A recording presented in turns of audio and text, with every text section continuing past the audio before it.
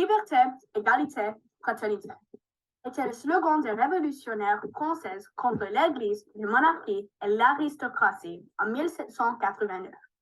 Mais où était le slogan pour la sororité? Aujourd'hui, je vais expliquer le rôle et l'influence des femmes durant la Révolution française.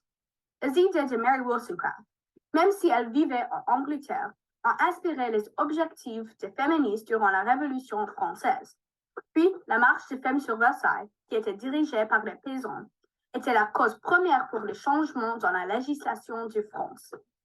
Une fois qu'il y a eu des changements substantiels dans la législation, Olympe de Gouges a combattu pour les droits des femmes avec son écriture controversée. Grâce à la philosophie de Mary Wollstonecraft, les femmes en France ont eu l'inspiration et le pouvoir de changer la société.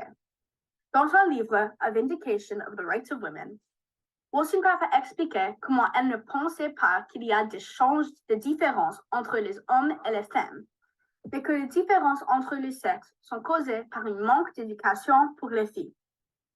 Le livre était un succès en France et l'auteur a répandu l'idée que les femmes avaient le droit de participer dans la Révolution. En outre, Wollstonecraft a visité Paris et a communiqué avec les dirigeantes durant le temps de Révolution. Elle a aussi répondu aux philosophes sexistes et connus durant le temps du siècle de Lumière, comme Burke et Rousseau. Bref, c'était les idées féministes de Mary Wollstonecraft qui ont permis la participation des femmes dans la Révolution française. Ensuite, il n'y aurait pas eu de la Révolution si les paysans n'avaient pas marché sur Versailles et troublé le roi Louis XVI. En 5 octobre 1789, 8000 femmes ont marché sur le palais de Versailles pour combattre l'augmentation du prix du pain. Elles avaient l'ardeur et les idées de la Révolution dans leur cœur et ne pouvaient pas supporter l'injustice. Avant que les femmes participent dans la marche, il n'y avait que des conversations et aucune action. Leurs actions ont permis qu'il y avait de vrais changements dans le gouvernement.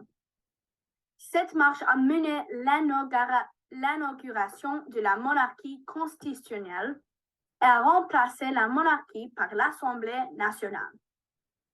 En raison d'une nouvelle constitution, il y a eu des changements féministes dans la législation.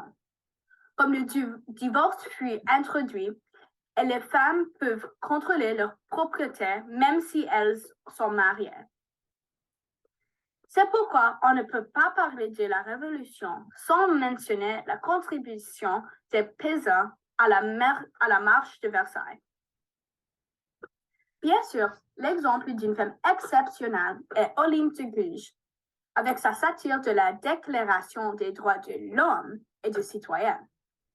Durant la Révolution, les conversations intellectuelles et individuelles ont été plus populaires et ont conduit à la création de beaucoup de clubs politiques pour les femmes.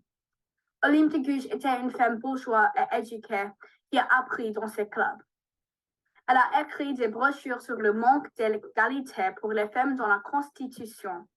Ses idées ont été plus radicales des autres révolutionnaires. Elle a même présenté ses idées devant l'Assemblée nationale, mais ils n'ont pas accepté. Olympe de Gouges a proposé et intégré l'idée que les femmes doivent être incluses, pas juste dans la Révolution, mais dans la création du gouvernement français. Pour conclure, Wollstonecraft a inspiré les idées qui ont mené à les actions des paysans durant la marche de Versailles, qui a commencé la Révolution notoire.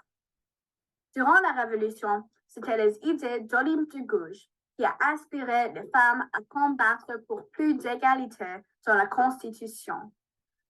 Somme-toute, j'espère que dans le futur, on peut prendre plus de temps dans nos classes d'histoire pour expliquer à quel point la Révolution française était une révolution féministe.